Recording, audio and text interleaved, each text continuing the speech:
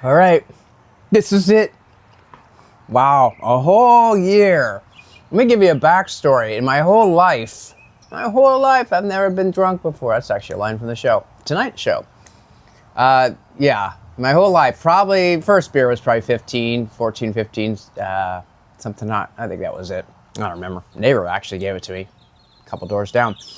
I've never gone a year. Never a year in my whole life. Even when I tried to go a year once, about 10 years ago, in fact it was, well, almost 10 years ago, I didn't make the whole year. I think I don't even know what I did. I wish I had tracked it better because I was very curious. I was supposed to go a whole year. I did not go a whole year, but I mean, it was probably like 7 months or something. I think I got pretty far into the year. I just don't know when it ended, and it kind of bugs me. It's like, but I know I didn't go a whole year. So now I have, I passed it by several days. I didn't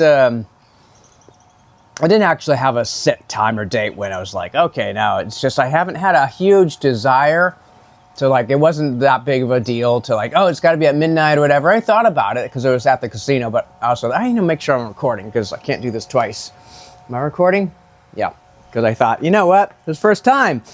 Yeah, so weird. I just kind of felt like I took away the choice because I'm on, during the streak. It's like if my whole reason not to drink is like the streak, I don't want to break it, then that's not really a great reason at all. I mean, it's a sufficient reason for some people if that's what you need. Like even AA or whatever, it's like, that's a good reason. It's like you work so harder on something, you don't want to break it. But for me, it's like, well, I've kind of accomplished what I set out to accomplish. I could still change my mind, just say, you know what, I had a few drinks, I think I am done for another year or 6 months or life. I don't know. It's like I have all the choices I want to make. I have total freedom, I should say, to do whatever I want. So it's, but I have total freedom to return for a short period or a long period. I don't know. Actually, I do have a show tonight, so I wanted to start early in the day in case my stomach didn't agree, whatever. Tomorrow I have a flight, so that's why I'm not going to go crazy. It's just like one beer, maybe some wine later. I don't know, and it wouldn't be the end of the world if, like, if you have some digestive issues on a flight. It's not ideal. It could be like really, really uncomfortable, and people would not appreciate the whole cabin being smelled up. But I don't know. It's happened to me before. I know other people have used the restroom and had some digestive problems, like, oh man, but we got through it, we lived, so it's not it's the kind of thing that'll be in the past soon enough. All right. It is a weird feeling, just to be, making this choice after so long. I mean, I'm probably over-exaggerating it, maybe, I don't know. Not really, I mean, I'm being honest. I don't think I'm gonna. Well, actually, maybe I will feel something. It is a very strong beer. Hazy is I don't know what's the alcohol in hazy, but 6.7. Yeah, I just haven't had any alcohol, so I've had dreams about alcohol because it just reminded me of a dream. But okay, well, streak's over. I could stop right there and say, all right, I broke the streak. So.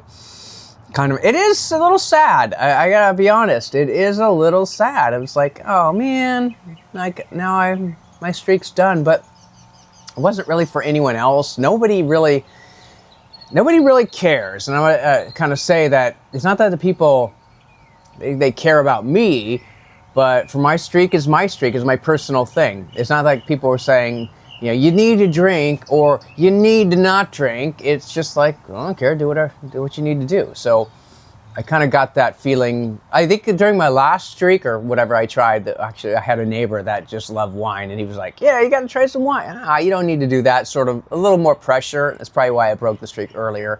I got through that, but I kind of realized this is going to be tough.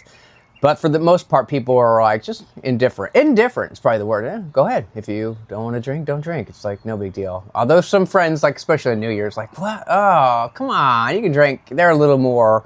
It is New Year's, like the streak. You don't need to do that type thing. And it's not because they didn't care. It's just like, I think for them, it's like they didn't see it as a big a need as I did. the rest of the year is probably fine. Sometimes people would offer it that think, I'm on the streak, don't you, or whatever. But I think they also knew that for me, I wasn't an alcoholic. I didn't have a real problem with it. So they're like, it's not. I think if I had, they would have been more like understanding, like, this is something you really need to do, and kind of respect the streak a little more, or respect the not drinking, not so much the streak, just the choice. But since it wasn't a problem, it was like, I guess the bottom line, what I'm trying to say here is that people are mostly indifferent to it. If I was doing like heroin, or like stopped doing heroin, they'd like, yes, they'd be all supportive for it. But to most people, heroin isn't the same thing, so. Anyway, do I feel anything? Not really. I am enjoying the taste, I guess. It has been a while. It is a good beer. I've missed the opportunities to taste beer and wine, and the social aspect is probably one of the hardest things. It's not so much, I enjoy a good beer buzz or wine buzz, but it was mainly the social part of it that I miss that. I miss drinking with friends or toasting, whatever, but I don't miss drinking too much. I don't miss the money I spent. I didn't have a lot of headaches and hangovers, but once in a while, all that, so. But I miss the good side, the good times, whatever. And I can still make choices. I can still say, you know what, I'm not going to have any booze at home. I'm not going to have any alcohol in my condo. Which would be a little tough, because I do have a lot of bottles of port and wine now just sitting around, aging. And eventually, if I stopped buying it, I would get through it. But the port might take a while, because I also don't bring... Port is more of a social drink, I think, for me. So we'll see. I don't know how long I will keep this going. But it tastes good. Tastes fine. Yeah. So I don't regret stopping, I guess. And I don't regret the year. I think it was a good thing to do. I think something I kind of needed to do.